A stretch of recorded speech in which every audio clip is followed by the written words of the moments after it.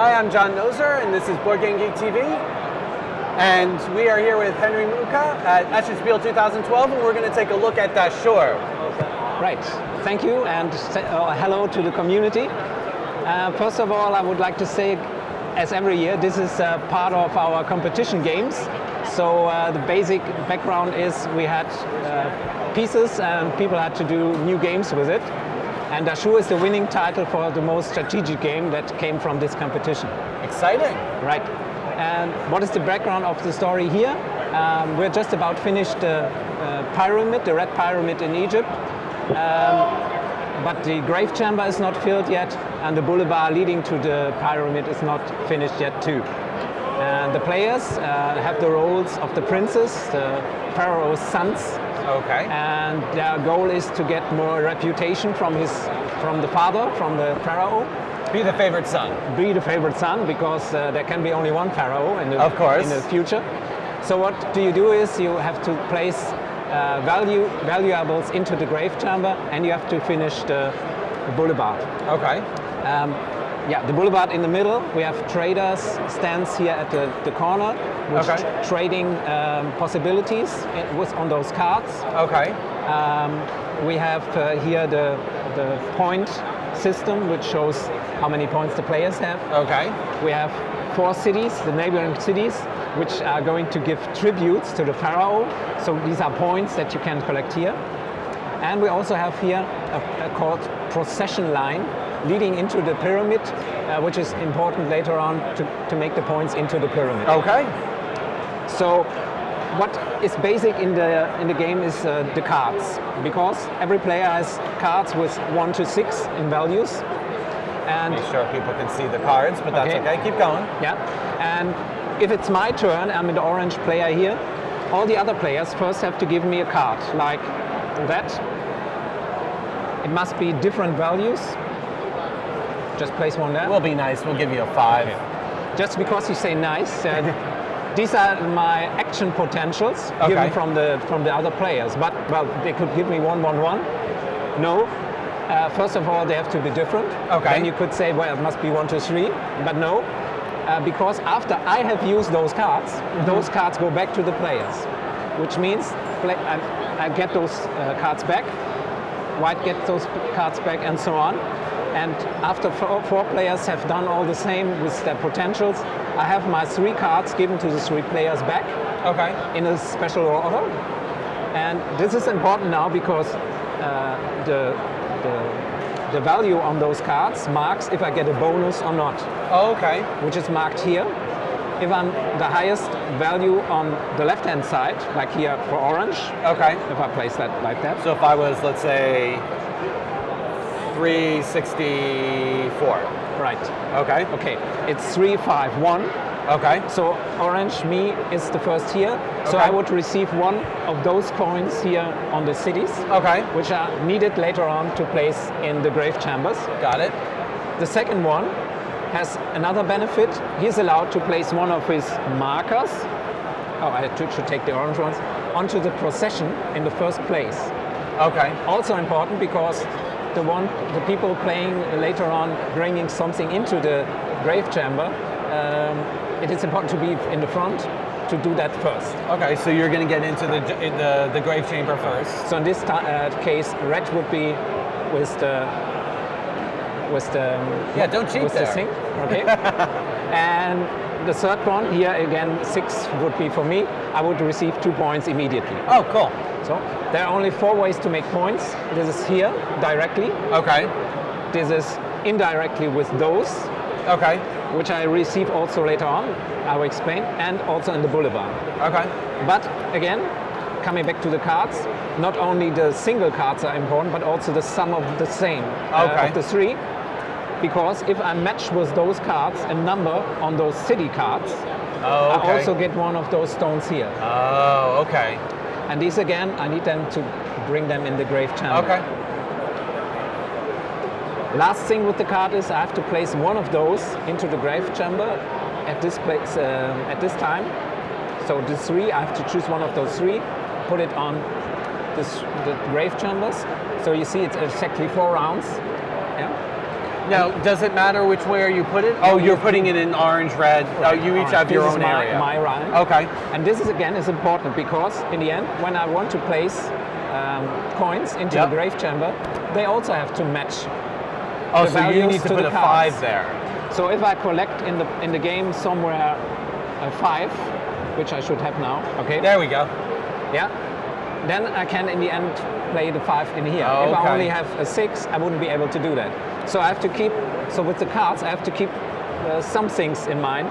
First of all, I give the other players action points. Yeah. Second, I want my bonus here, and I want my bonus there, and I need to have the right card here.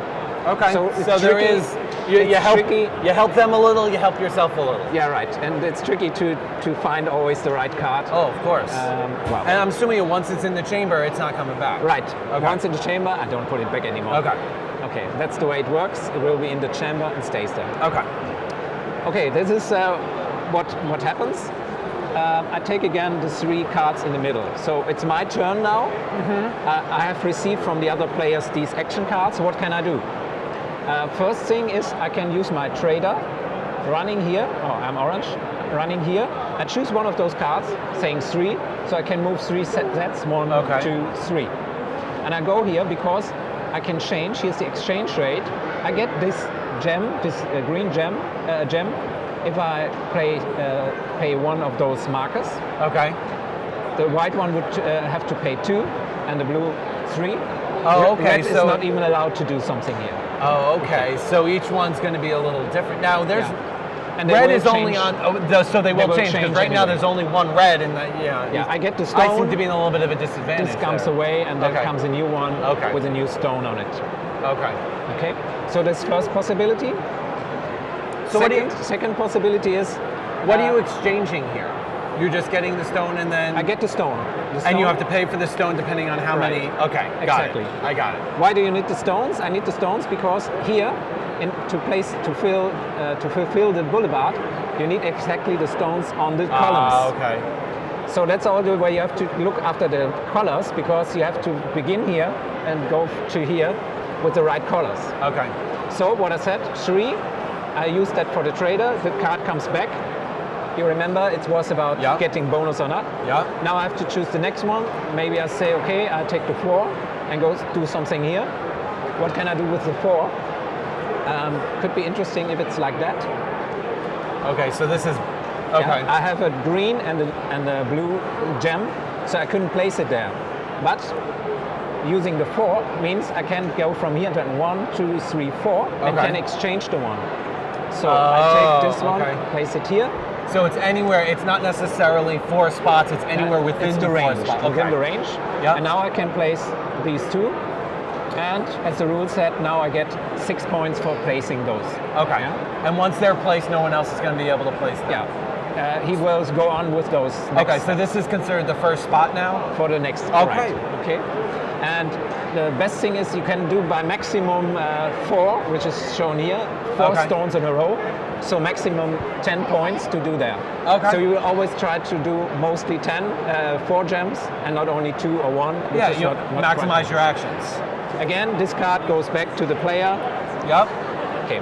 Now after 6 left, third possibility, I could also go do the trader again, I could do the boulevard again, but I also can use the procession line, 1, 2, 3, 4, 6. 5, 6. Oh, okay. And why should I do that? Because this row represents the row where I can later on place those coins into the pyramid. Why is this important? Because if this is the end, and you would have a 5, and I would have a 5. If your red is now in front, so you're the first to place the 5, also on my one, you get the points. Okay, so I would get the 5. And I'm out because there's no other 5. So that is why I have to look to be in the procession mostly in front. Okay, so I can put on other people's cards, and I'm the one that gets the victory points. Right. Okay. Now with the procession, now am I just going 6 in, or if I have one here, can I move forward? Yeah, you can. And if I have a 3, I can go 1, 2, 3. And exactly, it's like 1, 2, 3. The spots where already cubes are, they are not counted. Oh, they're not counted. Oh, okay. If you do that. Okay. Yeah, this is how you get the possession line. But into this working possession here. line, the one that the bonus for the possession line, that goes all the way in front. That goes in front, the most available front position. spot. Okay. So this is quite interesting in the middle section. Okay. Cool. And well, the game, as I said, runs for 4 rounds because then here all the chamber is filled. Yep. Yeah. People have made points by getting points here from the boulevard. And now you got points this way, and then you're going to Yeah. get points for putting the coins and in. in the end, now the procession is worked on. So red starts, places one of those coins, Okay. and then orange, white, white, blue, blue. Okay. And this is all counted together here in the line. Now, and is there any difference between, let's say I had this card here, would it be more advantageous to put it there, or it's just a 5 is a 5 is a 5? it's 5 is 5. The only difference is if I'm going to place on a card from an opponent player, the opponent player will get also 1 point. Oh, okay. So I try to get my own, but I also can block, as I said before, Yes. the other players the possibility to put something there.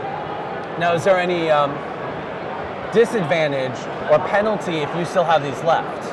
No, there's no penalty. The only penalty is, well, you have paid for it in somewhere on the game, Okay. but cannot place it here. So the only way you would really want to block, if there were 2 5s, it's not that big of a deal, but if there was only, like in this situation, there's only 1 3, so you want to get your 3 in there first before and someone else that's does. because the possession Okay. line is quite interesting. I got to it. know that, Cool. So how many, this is only a 4-player game? No, it works with 3 and 4 players, Okay. very good. And we also made a 2-player version, which brings in a virtual player somehow. Okay. But it still works. It's more, you work against each other. Okay. And the other player, you try to get your own style. And the 2-player game is more roughly against each other. Okay. About how long does it take to play? First match, I would say it's about 1.5 hours. Okay. And afterwards, you will be fine with it a little less. So you're looking at about an hour, hour 15. Something after like your that. first match. Okay. Yeah. Is this going to be available in the US? Yes, there are some people, some distributors taking it with to the US. Okay. And Do you know when? sorry, When are they going to be available? they take it from the fair. Okay, so Yeah. in the next few weeks. Maybe also I can say that there are some small publishers combining together a new wholesaler, Okay. which is also internationally working. So this also is coming to international distribution. Okay. And about how much? What is the price for the game? Price for the game here on the fair is €32, Okay. and will be in the shop maybe for 39, something like that. Yeah, 39 US. Something Okay. like that. Yeah. Right. And who is interested, there here on the fair we have one fair giveaway, which is some columns that are coming into again. And we also have a small extension which is working here as an extension of the trader line. Okay. Because there's one thing that works with the dice. People don't like dice that are very strategic. Yeah. And the dice is then taken off the game with the extension here. Okay. Cool. So that's people. There's some people always liking dice or not. Well, It's too, variability is nice. You know, Yeah. you can have play the extension or not. That's good. right. And well, that's the way it works, and people like it. And as I said, it's the winning title of the competition we made with those stones. You may remember the stones. Where you seen it? Yeah, I do recognize them. Yeah, they're from the Cosmos game from Yep. Kandamir, and that's what we do mostly. Take parts and say, okay, let's do new games with it. Cool. And who was the designer? Designer is a German designer, Okay. Pauli Heimal, Okay. from Bavaria. Well, there you go. Well, thank you very much. One of the wooden pieces down around the 10. Okay. Around the 10. Other side. Other side? I know my numbers. All right. 10. Well, 10. thank you very much for coming out. Yeah, thanks I for appreciate giving you me the chance explaining to the game. show. It's awesome, and it looks a lot of fun. Thank you very much. Thanks. Have a great day. Thank you.